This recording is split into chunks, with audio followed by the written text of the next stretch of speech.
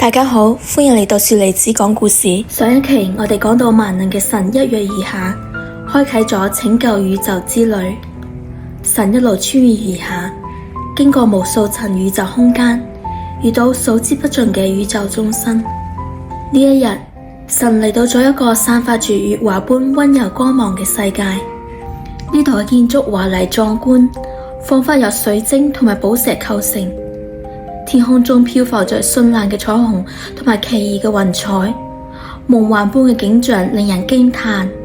但係呢個世界嘅眾生就個個愁眉苦臉，神情暗淡，似乎有難以訴說嘅憂慮。神覺得好奇，決定去睇下咩原因。於是佢向呢個世界嘅最高神殿行過去。神殿係一個世界嘅主嘅居所，宮殿遠在天邊，巍峨壯麗，宮門前長雲繚繞，仙鶴徘徊。神仲未行近，遠遠地就見到宮門緊閉，8個大字浮喺空中，同樣閃爍住呢度獨有嘅月華般淡淡光芒，寫住經此一去，歸期未定。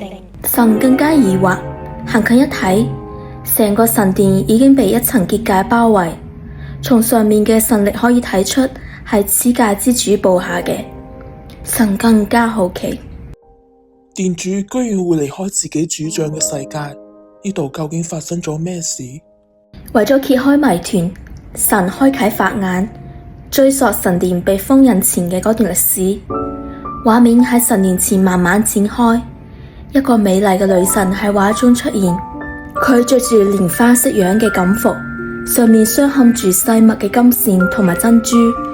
佢嘅長髮波浪起伏，層層疊疊，好似流動嘅絲綢咁順滑。頭戴紫色霞冠，冠上聚滿星辰般嘅寶石，面容精緻且莊嚴，雙眼似皓月般明亮，肌膚如同凝脂白玉咁。佢就係此界之主盡心，係一位擁有千般智慧變化身嘅女神。盡心眉間輕皺，坐於神殿主位，眾神企於下方，互相討論緊啲咩，神情皆是擔憂緊張。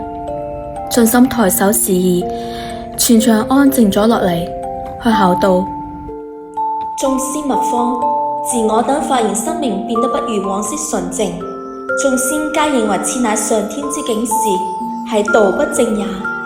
此後眾仙勤於修行，教化眾生，但係情況並冇好轉，吾與眾生之法力亦不如往昔之純，眾仙家可有解決之法？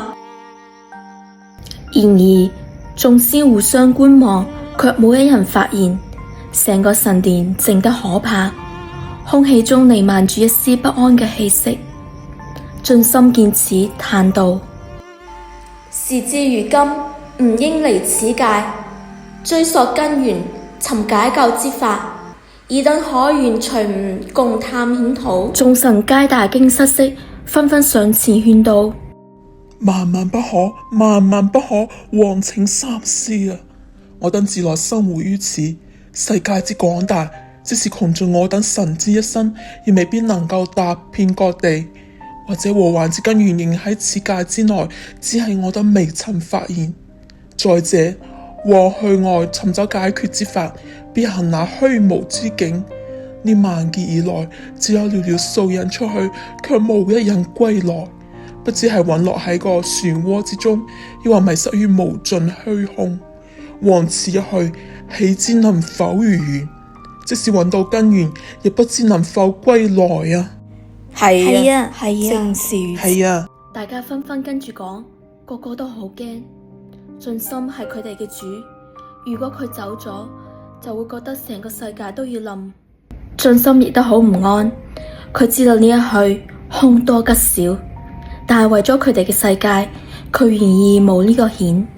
盡心嚴肅道：不必再講，我豈唔知漩渦之危險？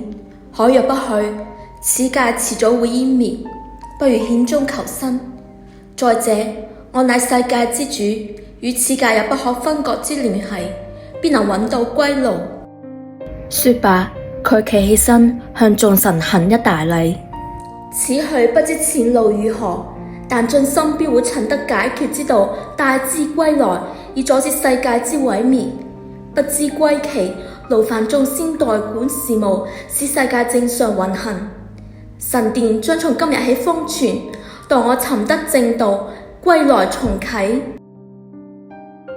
於是離開神殿，前往傳說中嘅虛無之境。畫卷收起，神睇到盡心嘅決心，身心敬佩，決定幫助佢。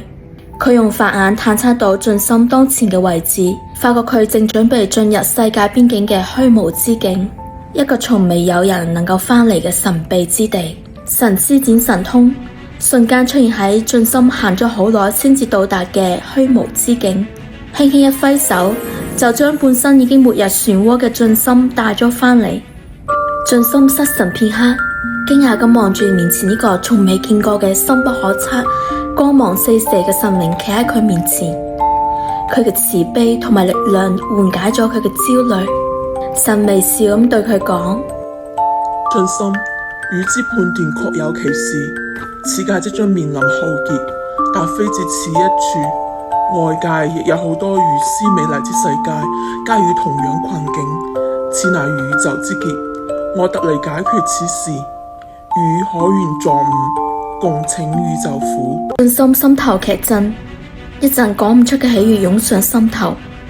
佢激動咁跪低，雙手合十，恭敬咁講：謝我王救度之恩，盡心與取王同行，不為艱險，粉身碎骨，誓死無悔。霎時間，天地震動，好似喺度見證緊呢個誓言嘅神聖。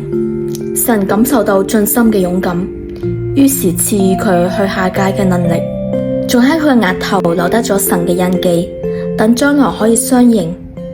由呢一刻開始，神又多咗一個忠心嘅助手，宇宙重塑嘅任務亦都多咗一分力量。觀眾朋友，今日嘅故事就到呢度啦，鍾意嘅話記得留言出去我哋下一期再見。